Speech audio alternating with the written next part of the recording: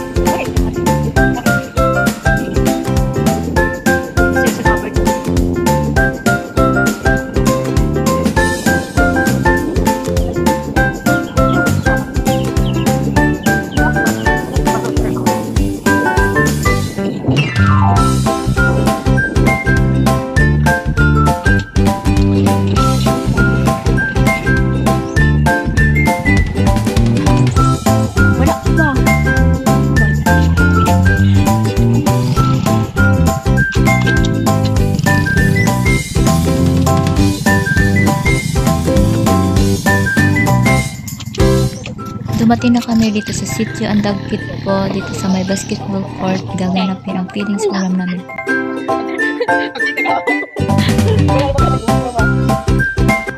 Ang aking mga kasamahan, nag-start na sila ng patikatingnan sa mga kabataan po.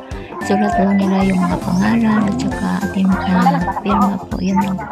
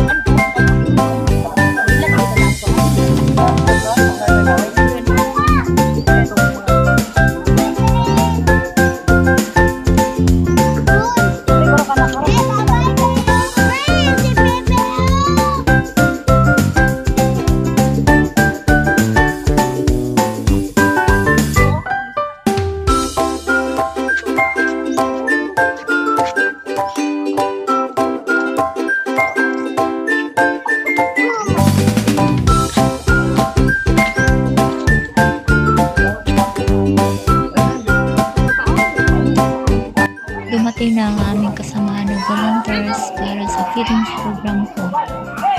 Galing sila sa iba't ibang association po, katulad namin po.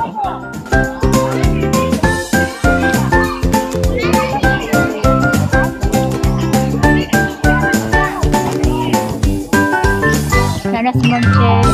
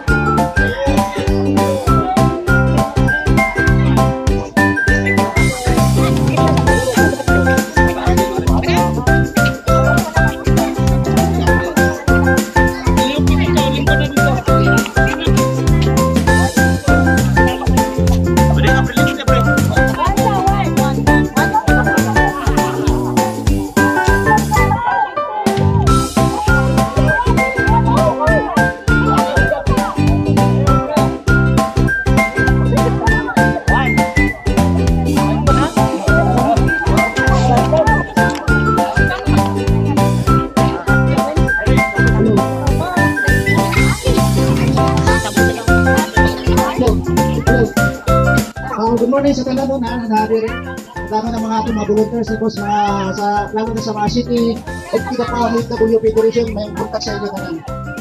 Pasalamatan po natin ang atong mga bisita po si Kagawad Elias po nga buutan ko dili ko siya na pagtapang sa tuwa wala ni diri karon. O nabi sa tatlo sila kagawad na dili atong bisita karon pasalamatan nato lalo na si Elias and Dagget, si Alvin Rigual po at si Kagawad Wilma po. Pwede po natin i-invite si Kagawad Wilma na gamay na istorya sa ako. Dapat okay na ba tayo? Yes.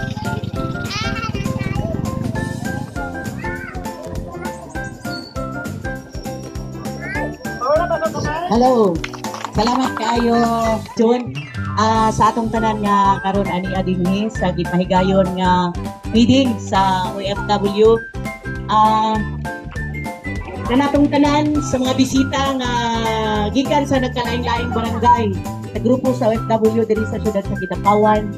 Sa katawhan dinhi sa Sitio Andagkit sa mga kabataan.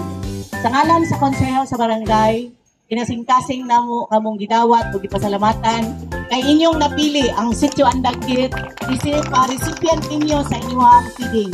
O ginaot nga kinsa man ang nag-sponsor ani hatagan pa o daghan nga grasya nga moabot sa matagusan ninyo kakinabuhi o usab. Ginaot pod nga dili lang taman dinhi sa sitio ang inyong pag-sponsor o punta sa tibuok kalaisan kay daghan man pod og indigent family diri. So usmuna kayo kinasing-kasing namong pagpasalamat ug pag-welcome kay ninyo sa inyong pag-anhi dinhi ug mayong buntag kanatong tanan.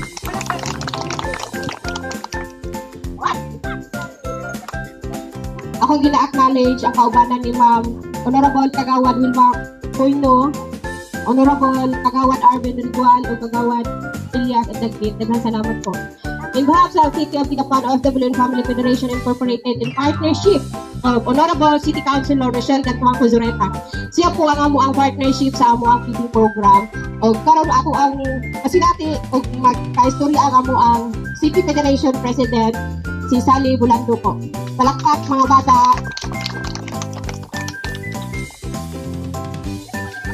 May butak. Agay luya man. Atong lolo na ko nagidado ko sita ni Ibe sa siya namatay. Pero sa wat ko namatay daghan ko ditudlo sa kuwang lolo. Ilabi ng mga mayong pamatasan kay Pilipino man ta.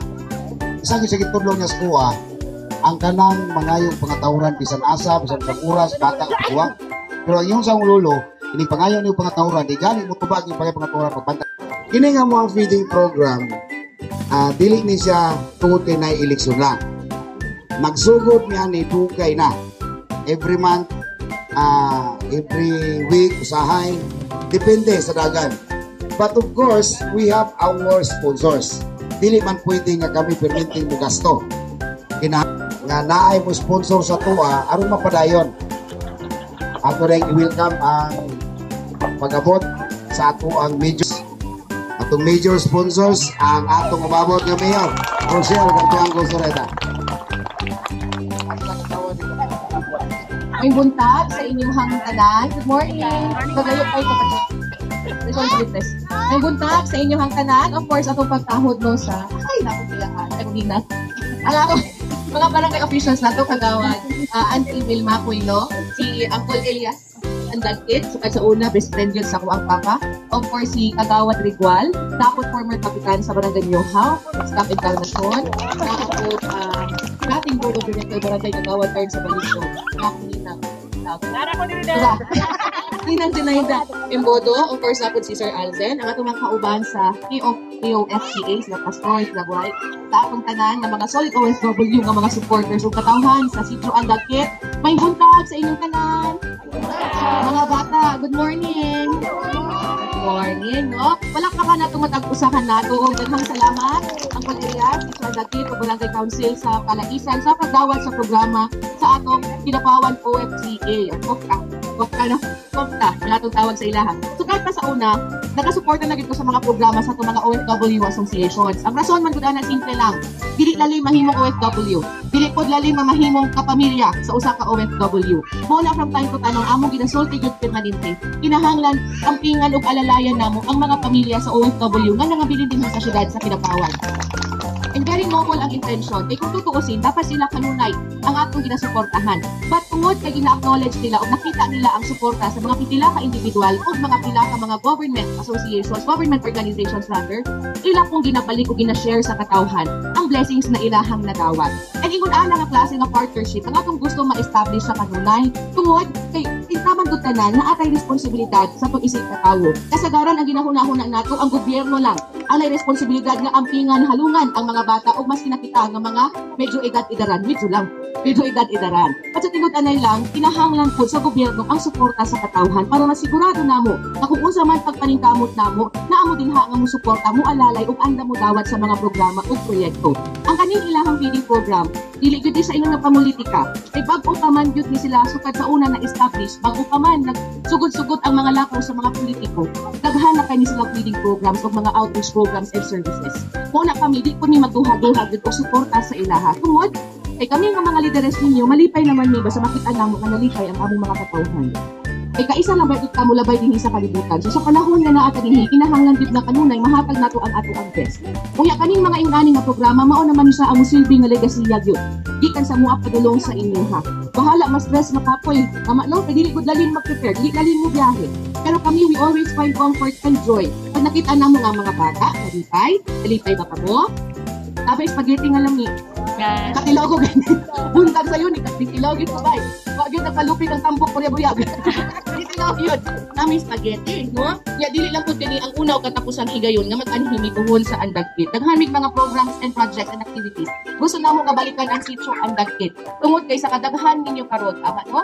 Dili sa tanang panahon ingon ani kanindot ang dawat sa among ilahang mga proyekto o programa. Mo na ma-inspire kami mo balik kay tungod daghan ang andam mo dawat sa programa. So tungod magbalik na pud kami pinaagi sa mga outreach programs and services nato, makig-suporta diha or suportahan gihapon nako ang programa sa atong Kopta. Ang among hangyo simple lang. Iman-an lang ninyo sa kanunay ang Kopta na andam nga magserbisyo ug andam maghatag og paghigugma sa inyong hangtanan. And of course, mga bata, pag-abot sa panahon, eskwela mo og tarong ha. Eskwela gid mo og tarong. Para when you grow older, you will also have a chance na kamo na po ang istorya din sa atubangan ug mutabang sa mga muabot nga mga mas bata pa sa inyo ha. Pero sa karon, i-enjoy gid ninyo ang inyong kabataan. Kay kami igo na lang mi mag-wish na unta ingon ani pang among edad. Pero hantod wish na lang gyud. Di na gyud namo intawon na mabalik.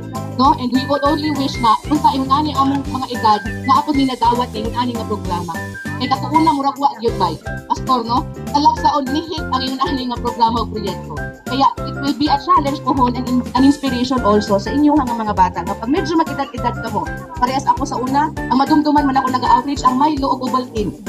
O na dito makalimutan ng Milo o Ovaltine permanente. Mag-Milo dito sa Pikas, Eskwelahan, Ovaltine sa mga okay lang. May mga baunan ng Ovaltine. Pero talagsaon na kaayo na. Talagsaon na po ding ingon ani mo na di mo magyud mo mga lideres sa atong komunidad. Kamo magyud mo puli kay Uncle Elias, kay Auntie Wilma, Kawad Riguel. Usa mo nga natin sa tubangan. Unta makahatag pud kamo dugat inspirasyon sa uban. Kamong hangyo lang, gamay lang ha. Ay nundom gamay. Nagkasugot naman yun ang kaning pamulitika. Tama inang? Among hangyo lang. Ayaw ninyong tuguti nga ang kagaw sa pamulitika muguba sa relasyon sa sulod sa inyong pamilya, purok, sitso, o sa inyong barangay. Kining tanan mo labay lang yun kanisa. Ang pinaka-importante dapat nga magpabilin ang inyong maayong relasyon sa inyong isig katawo. Kay pag-abot sa panahon, dili gyud bayatan ng politiko inyong mapangayuan og kamunggay kung magluto mo og tinola. no? Mamasahe pa mo kung ayaw mo tumugay sa buha dito. Ang pinakauna gid ninyo masampit sa kanunay ang inyo gitintawong silingan. So bahala lahi ang inyong hangpanon, lahi inyong hotel ko. Ang mama director ko dati sa hotel ko, pero sukad ko sa una grabe gid sila magtangka sa mga kabarangayan, dili lang sa barangay Balindog. Kung una ang inyong mga officials, ma'am, kinahanglan kita mo Mother Zeni o ganang dungag na equip ko diri kay murag di ka kaya sa city up. Dungag na dayon. Usahay po kung kinahanglan ng patubig mga kritika, nagahatag na o nagatabang na para sa katawhan. So atong palakpakan ang musunod nga may istorya ang dating SK chairman sa Balindog, kauban siya ni sa tunga andag imong kauban dali ni Ivy. Sabay sa ni Ivy, no? Ang bungao sa niya kasabay ng SK. Dating chairman sa SK sa Balindog. Mauna na niya. Uli ang mangga. Walay lain atong palakpakan. Director Alzen Embodo. Nurse ni Saha by profession. Kasagaran maalaan na engineer. Kontraktor lang yun ang ginikanan mo na engineer. Pero director yun, nurse kini siya by profession. Atong palakpakan. Daghang kaayo salamat ato ang abot na Mayora Rochelle Gatuangco. Of course, ang ako ang panghatag og credit sa tanan members of Rap niya. Madawal ako ito maraka. Wait lang ako niya na. Namo na kini madawal. Okay, 1 2 3. Isa pa. 1 2 3. Okay. Sige, ako sa panalangin ng pagkaon mo. Okay, tangawan na. Video. Pwede ka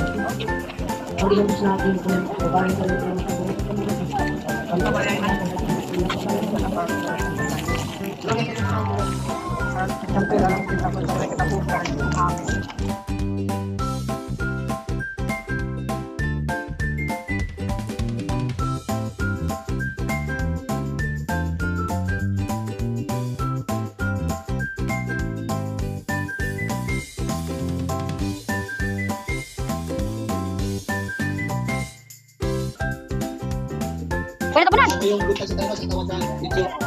Kamera, mali. Video ni. Ito may video man o.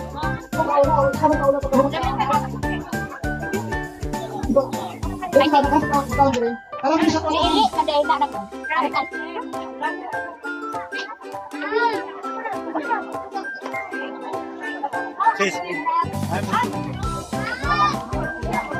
Ikaw ka rin na,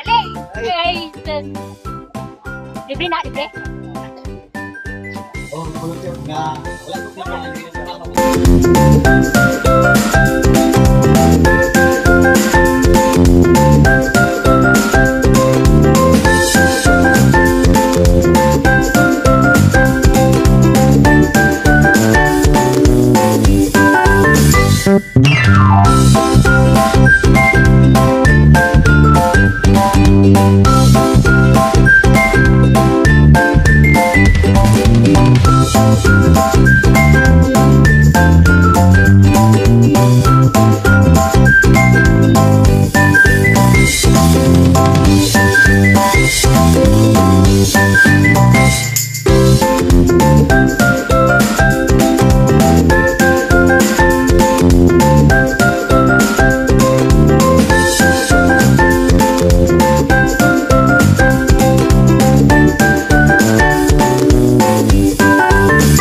Okay, alang atong takadinig yun, no?